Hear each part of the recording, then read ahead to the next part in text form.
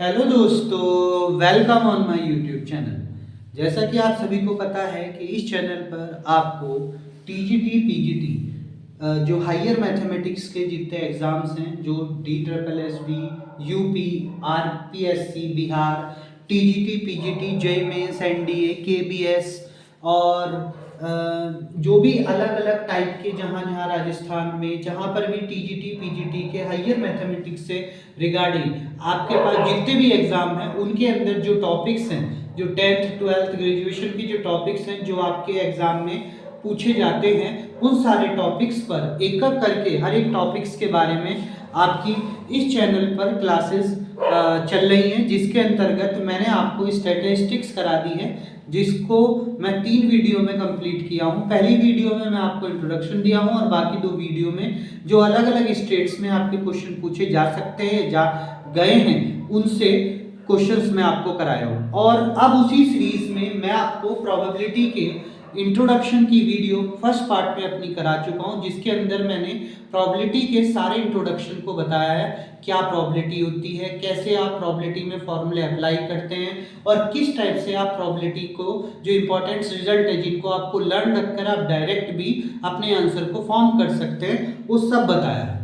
अब मैं आपको अपनी दूसरे पार्ट में जो प्रोबेबिलिटी के जो मैं आपको प्रीवियस वीडियो में आपको फॉर्मूलेज बताया था, उनके ऊपर कैसे क्वेश्चन आपके अलग अलग स्टेट में पूछे जाते हैं, उन सारे क्वेश्चंस को लेकर आया हूं। तो उसी की सीरीज में पहला क्वेश्चन आपके पास है, if two dice first and second are thrown together what is the probability of getting 4 on the first dice and prime number on the second dice. Here the option is 1 upon 9, 1 upon 2, 5 upon 16 or 1 upon 12. And the second question is, a pair of a dice is thrown once. The probability that the sum of outcomes is 8 or more given that 4 appears on the first dice is, वो आपके पास है 1 upon 2, 1 upon 6, 1 upon 36 और 9 upon 16। अब देखिए, इन questions को करने के लिए जो पहला क्वेश्चन है आपके पास सिंपल है, आप डायरेक्ट भी इसे कर सकते हैं अगर थोड़ा सा आप समझ में क्वेश्चन को आया। तो देखिए यहाँ पर ये क्या कह रहा है, 4 अपेयर आपका पहले डाइस पर, तो 4 पहले डाइस पर अपेयर होना चाहिए। तो जब आप 2 डाइस का सैंपल स्पेस बनाएंगे तो टोटल एन ऑफ एस आपका कितना आएगा, 36। ओके, 36 आपके पास टोटल सैंपल स्पेस बनेगी। मैंने आपको बताया था पेज कितने होते हैं यहाँ पे डाइस के, 6, और कितने टाइम थ्रो करा गया है, 2 टाइम्स, तो दैट्स मीन कि टोटल इज 36। अब आपकी जो आप बनाओगे तो पहले डाइस पर 4 आना चाहिए, दूसरे डाइस पर कोई भी नंबर हो सकता है, जैसे 1 2 3, ठीक है, 4 5 और 6, ये आपके पास नंबर आ सकते हैं। पहले डाइस पर 4 होने के बाद दूसरे डाइस पर नंबर आपके चेंज होकर के ये बन सकते हैं। तो इसके अकॉर्डिंग आप देखिए प्राइम नंबर कितने पर आ रहा है, 1 2 और 3 पर आपका प्राइम नंबर है। एक और आएगा यहाँ पे 4 4। तो देखिए 2 प्राइम नंबर है, 3 प्राइम नंबर है, 5 प्राइम नंबर है, तो टोटल आपके पास 3 प्राइम नंबर हो गए और टोटल सैंपल स्पेस आपके कितने हैं, 36। तो आपकी प्रोबेबिलिटी का क्या फॉर्मूला होता है बताइए, number of a favourable outcome, favourable is 3 और total number of outcome is 36। तो आप इसको कट करोगे तो 1/12, इसका आंसर आपके पास 1/12 यानी कि डी हो जाएगा। डायरेक्ट लगते ही करने वाला आंसर है। अब देखिए क्वेश्चन नंबर सेकंड, इसको आप कैसे करेंगे, तो इसमें एक चीज ध्यान रखिए, जब भी गिवन दैट का मीनिंग पूछा जाएगा, गिवन दैट ऑफ दिस, पहला इवेंट ये है, दूसरा इवेंट ये है, जब ऐसी कभी कंडीशन होती है तो उसके अंदर आपको निकालना होता है E/F, ठीक है। तो यानी कि ई कंडीशनल प्रोबेबिलिटी ऑफ एफ, मैंने आपको तभी भी बताया था कि जब भी कंडीशनल प्रोबेबिलिटी पूछी जाएगी तो वो आपको पहले इवेंट पर दूसरे इवेंट को डिपेंडेंसी दिखाएगा। तो ये बोल रहा है कि सम ऑफ 8 और मोर, मतलब पहले इवेंट पर 8 या 8 से ज्यादा सम आना चाहिए, बट वो कब होना चाहिए, जब 4 अपेयर हो पहली डाइस पर। तो अगर ऐसा कभी भी है जब 4 अपेयर हो पहली डाइस पर, तो इसका जो फॉर्मूला होता है E intersection F upon probability of F होता है। आप इस टाइप से अपनी वैल्यू को निकाल सकते हैं। अब अगर आप थोड़ा सा दिमाग लगाएंगे तो 8 मोर, तो ज्यादातर 8 से ज्यादा सम होने पर क्या है, देखिए अगर 8 से ज्यादा सम होंगे और 4 उस पर अपेयर होना चाहिए, तो टोटल आपके पास कितने हो जाएंगे, केवल 3। कौन कौन से, देखिए 4, 4, 4,5 और 4,6 इन पर 4 फर्स्ट डाइस पर भी अपेयर है और सम इनका 8 से ज्यादा है, 8 है या 8 से ज्यादा है, तो वो 3 है टोटल। और टोटल f कितना आएगा, यानी कि ये इसकी वैल्यू कितनी होगी, 4 अपेयर और 5 डाइस। 4 फर्स्ट डाइस पर कितने बार आएंगे, 6 टाइम आएंगे। एक और आ जाएगा, देखिए कैसे 4 1 4 2 4 3 4 4 4 5 4 6, तो 6 हो जाएंगे, तो 3 3 2 जा 6, तो ये हो जाएगा 1/2। इसका मतलब राइट आंसर आपका ए होगा। तो इस टाइप से आप अपने इन क्वेश्चंस को सॉल्व कर सकते हैं। अब नेक्स्ट क्वेश्चन आपके स्क्रीन पर है, ये नेक्स्ट क्वेश्चन आपके स्क्रीन पर ये है। देखिए क्वेश्चन है, Mohan is the father of a 3 child. ठीक है, मोहन 3 चिल्ड्रंस का फादर है विद एटलीस्ट 1 बॉय। मतलब आपके पास जो 3 चिल्ड्रन हैं मोहन के पास, उसमें से एक चाइल्ड बॉय होना जरूरी है। अब इसके बाद the probability that he has 2 boy and 1 girls. आपको प्रोबेबिलिटी बतानी है कि उसके 2 बॉय और 1 गर्ल होना चाहिए, और 3 चिल्ड्रन का वो फादर है जिसमें से 1 बॉय जरूर है। और दूसरा क्वेश्चन है, 3 dice are thrown randomly, the probability of coming 3 in at least 1 die. मतलब 3 डाइज आपके थ्रो हुए हैं और आपको प्रोबेबिलिटी बतानी है कि 3 कम से कम 1 डाइस पर आपके पास होना चाहिए। 1 डाई पर कम से कम 3 होगा और बाकी 1 से ज्यादा पर भी 3 हो सकता है। तो इसके 2 क्वेश्चन आपके पास है स्क्रीन पर, इन्हें कोशिश करिए करने की। तो देखिए आपने कर लिया होगा, तो अब इसका सॉल्यूशन देखिए कि आपका यही सॉल्यूशन था। देखिए अगर आपको ये क्वेश्चन सॉल्व करने ना, तो अपने पास कॉपी पेन लेकर के बैठिए और उन क्वेश्चंस को खुद सॉल्व करिए, फिर मेरे क्वेश्चन से अपना आंसर मैच कराइए। अगर आपको नहीं उतना टाइम मिल रहा है तो आप वीडियो पॉज करिए और पहले सॉल्व करिए, फिर मैच कराइए, और कमेंट बॉक्स में आंसर भी मैच दे दीजिए। तो मोहन आपके पास 3 चिल्ड्रंस का फादर है जिसमें एटलीस्ट 1 बॉय आपका होना चाहिए। तो आपका सैंपल स्पेस यहाँ पर क्या बनेगा, देखिए बॉय बॉय बॉय ये हो सकता है, बॉय बॉय गर्ल ये हो सकता है, बॉय गर्ल बॉय ये हो सकता है, या फिर बॉय गर्ल गर्ल ये हो सकता है। ठीक है, इसके अलावा इसका कोई भी सैंपल स्पेस आपका नहीं बनेगा। आप ये जानते हैं boy boy boy at least 1 boy, तो इसमें भी है एटलीस्ट 1 बॉय, इसमें भी एटलीस्ट 1 बॉय है, इसमें भी एटलीस्ट 1 बॉय तो है ही, और इसमें भी एटलीस्ट 1 बॉय है। इसके अलावा आपका कोई भी सैंपल स्पेस यहाँ पर नहीं बनेगा। अब ये कह रहा है the probability he has 2 boys and 1 girls each. कम से कम वो उसके पास 2 बॉय और 1 गर्ल होनी चाहिए। तो 2 बॉय और 1 गर्ल कहाँ कहाँ आ रहे हैं, देखिए 2 बॉय 1 गर्ल, 2 बॉय 1 गर्ल, तो ये आपके पास आ रही है। तो आपकी जो फेवरेबल है वो 2 है और टोटल नंबर आपके 4 है। तो प्रोबेबिलिटी आपके पास क्या हो गई 2/4, यानी कि 1/2। तो 1/2 इसका राइट आंसर आपका ए है। और इसके बाद फोर्थ ऑप्शन है, फोर्थ क्वेश्चन आपके पास है 3 डाइज आर थ्रोन रैंडमली। अगर ये क्वेश्चन है, इसमें थोड़ा सा मैं आपको समझाऊंगा। देखिए अगर 3 डाइज आपके पास रैंडमली थ्रो हो रहे हैं, probability of coming 3 in at least 1, मतलब ये कह रहा है कि किसी एक डाइस पर तो कम से कम 3 आना चाहिए, उसके अलावा 1 से ज्यादा डाइस पर भी अगर 3 आ जाता है तो वो आपको बतानी है कि क्या प्रोबेबिलिटी होगी। तो इसके लिए जब भी ऐसा है 3 एटलीस्ट 1 डाइस, तो आप इसका उल्टा कर लीजिए। इसका उल्टा क्या होगा कि अगर मैं आपको इसका सॉल्यूशन निकालूं तो बहुत लंबा जाने की वजह मैं इसको छोटा सा क्या करता हूं, 1 में से सब्ट्रैक्ट करा के लिख सकता हूं। प्रोबेबिलिटी ऑफ ई, इसका इवेंट क्या होगा, 1 में से सब्ट्रैक्ट करा के लिख दीजिए कि तीनों डाइस पर 3 आ जाए, तीनों डाइस पर 3 आ जाए, मतलब तीनों डाइस पर 3 ना आए, सॉरी इसने कहा ना 3 एटलीस्ट 1 डाइस, तो इसका उल्टा क्या हो जाएगा, तीनों डाइस पर 3 नहीं आना चाहिए। तो प्रोबेबिलिटी ऑफ फाइंड करिए 1 में से, प्रोबेबिलिटी ऑफ नॉट अपेयर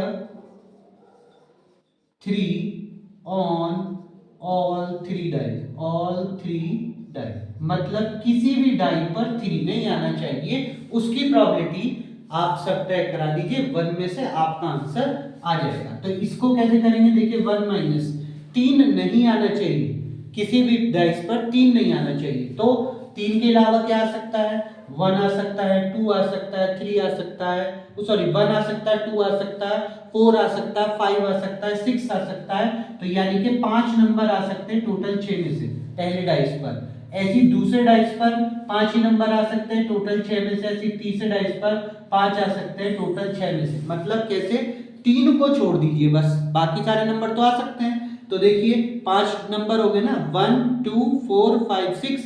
तो 5 टोटल डाइस पे कितने होते हैं, 6। पहले डाइस के लिए हो गया। दूसरे डाइस पर भी 3 नहीं आना चाहिए, तो 3 नहीं आएगा। बाकी कितने बचे, 5 ही बचे, तो 5/6। और नेक्स्ट थर्ड डाइस पर भी 3 नहीं आएगा, बाकी कोई भी नंबर आ सकता है। तो 5 नंबर आ सकते हैं, टोटल 6 होते हैं। तो ये आप कर दीजिए। इसको जैसे ही आप माइनस करेंगे आपका आंसर आ जाएगा 1 माइनस, इसकी मल्टीप्लाई हो जाएगी 125/126। एलसीएम लेके जब आप वैल्यू करेंगे तो 91/126। तो आई थिंक इसका आंसर आपका बी होगा। ठीक है, तो बाय दिस वे आप इन क्वेश्चंस को सॉल्व कर सकते हैं। तो इस टाइप से आप अपने इन क्वेश्चंस को सॉल्व कर सकते हैं। नेक्स्ट क्वेश्चन आपके स्क्रीन पर है ये। नेक्स्ट क्वेश्चन आपके स्क्रीन पर है ये। देखिए क्वेश्चन क्या है, probability of A is equal to 7/15, probability of B 8/15, probability of A intersection B is equal to 11/15. Then find probability of A by B. And also next is for any event E, if probability of E is equal to 0.99, find the value of probability of not an E. और ये आपके पास सारे इनके option हैं। तो दोनों question quite easy हैं, direct फॉर्मूले पर बेस्ड हैं। तो एक बार क्वेश्चन को ट्राई करिए और फिर इसके बाद मुझे कमेंट बॉक्स में इसके आंसर को बताइए। तो आई थिंक आपने ये क्वेश्चन को कर लिया होगा। ठीक है, तो अब देखिए इनका आंसर आपके पास क्या है। क्वेश्चन नंबर 5 का आपके पास आंसर है, ये आपसे बोल रहा है probability of A by B, यानी कि probability of A given that of B, probability of A given that of B, जिसका फॉर्मूला आपके पास होता है probability of A intersection B upon probability of जो नीचे होता है B। ठीक है, and probability of A intersection B 11/15 है, प्रोबेबिलिटी ऑफ B आपके पास 8/15 है। तो 15 से 15 कट, 11/8 आपके पास यहाँ पर आंसर आ जाएगा, जो कि आपका B is the right answer है। तो 11/8 इज द राइट आंसर है। तो आपके पास ये क्वेश्चन LT 2018 के अंदर पूछा गया क्वेश्चन है। अब इसके बाद देखिए for any event E, probability of E is equal to this and find the value of this. इसके लिए भी आप डायरेक्ट फॉर्मूला लगा सकते हैं। मैंने आपको बताया था, इससे प्रीवियस वीडियो में सब चीज बता रखा हूँ, फॉर्मूले और कैसे आप लगाते हैं वो अब मैं बता। तो प्रोबेबिलिटी ऑफ नॉट E, तो नॉट E का क्या होता है 1 minus probability of E, that's mean probability of E is 0.999। और इसको इसमें से आप अगर सब्ट्रैक्ट कराओगे तो 0.00 और 1, ये आपके पास आंसर आ जाएगा। और अब आप चेक करा लीजिए इसमें कौन सा आंसर आपके पास राइट है। Option number C is the right answer. और ये क्वेश्चन जो आपके स्क्रीन पर है नॉट वाला, ये DSSB TGT 2014 के अंदर पूछा गया क्वेश्चन है। ठीक है, दोनों क्वेश्चन आपके प्रीवियस ईयर्स में ही पूछे गए क्वेश्चन है और क्वाइट इजी क्वेश्चन है।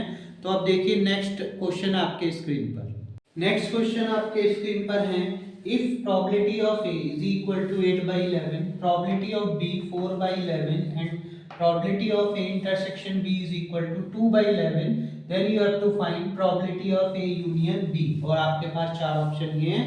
और इसके बाद which is not the value of the probability of any event, और आपके पास चार ऑप्शन यहाँ पर भी है।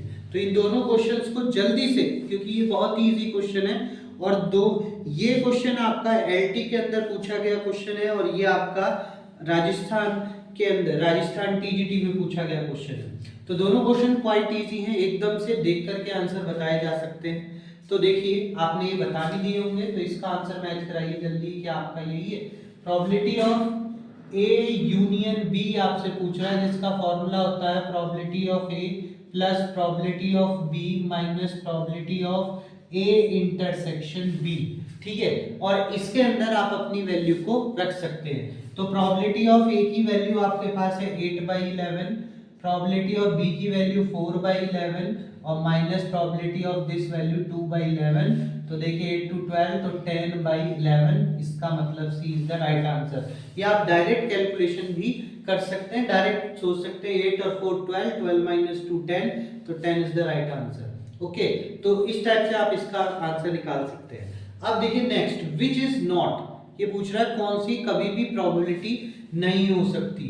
तो देखिए 0 भी प्रोबेबिलिटी है, चाहे इम्पॉसिबल प्रोबेबिलिटी है, 1 एक श्योर प्रोबेबिलिटी है, और 4/7 भी आपके पास प्रोबेबिलिटी होगी, बट 1.2 कभी भी प्रोबेबिलिटी नहीं होगी, क्योंकि प्रोबेबिलिटी की वैल्यू 1 से ऊपर नहीं होती। इसीलिए इसका राइट आंसर आपका सी है।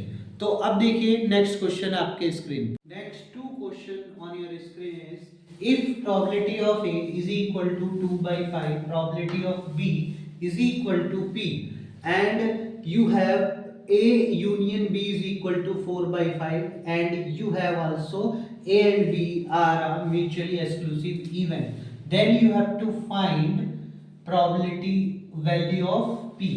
ठीक है, तो वैल्यू ऑफ P बतानी है आपके पास। वैल्यू ऑफ P क्या हो जाएगी, अगर प्रोबेबिलिटी ऑफ A की वैल्यू ये है, प्रोबेबिलिटी ऑफ B की वैल्यू ये है, probability of A union B 4/5 है, एंड A और B दोनों म्यूचुअली एक्सक्लूसिव इवेंट है, तब आपको प्रोबेबिलिटी P की वैल्यू बतानी है। इस P की वैल्यू आपके पास क्या होगी, 4 ऑप्शन आपके पास है।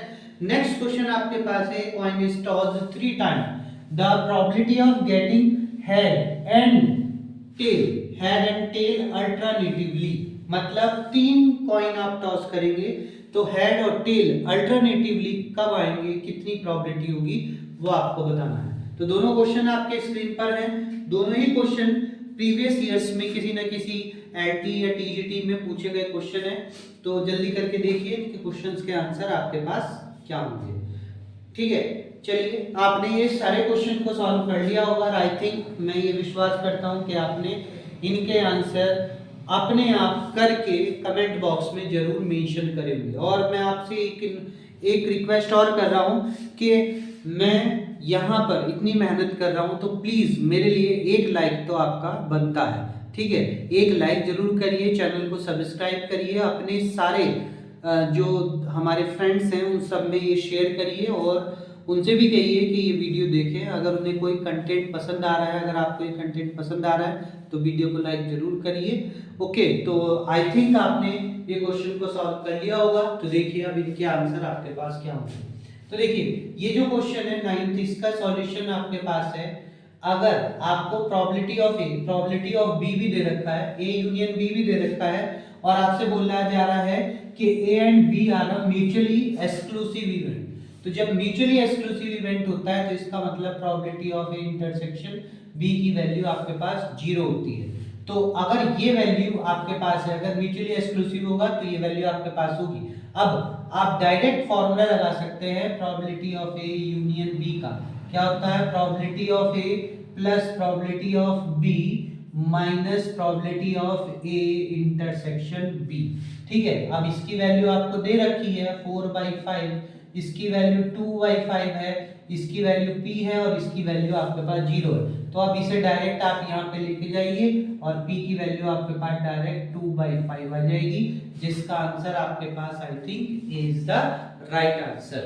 ओके, तो by this way you have to solve this question. अब इसके बाद क्वेश्चन नंबर 10, और इस क्वेश्चन को करने के लिए आपको इसका सैंपल स्पेस बनाना होगा। 3 कॉइन टॉस होंगे, तो जब 3 कॉइन टॉस होंगे तो आपको पता है कि एक कॉइन पर फेस कितने होते हैं, 2, और कॉइन को आप 3 टाइम टॉस कर रहे हो तो टोटल हो जाएगा 8। तो 8 तो आपके पास टोटल सैंपल स्पेस होंगे। अब ये कह रहा है head and tail are comes alternatively, तो ऐसे कितने सैंपल स्पेस बनेंगे जिनमें हेड और टेल अल्टरनेट आए, जैसे हेड टेल हेड, तो यहां पर हेड फिर टेल फिर हेड अल्टरनेट हो गया, और टेल हेड टेल अल्टरनेट हो गया।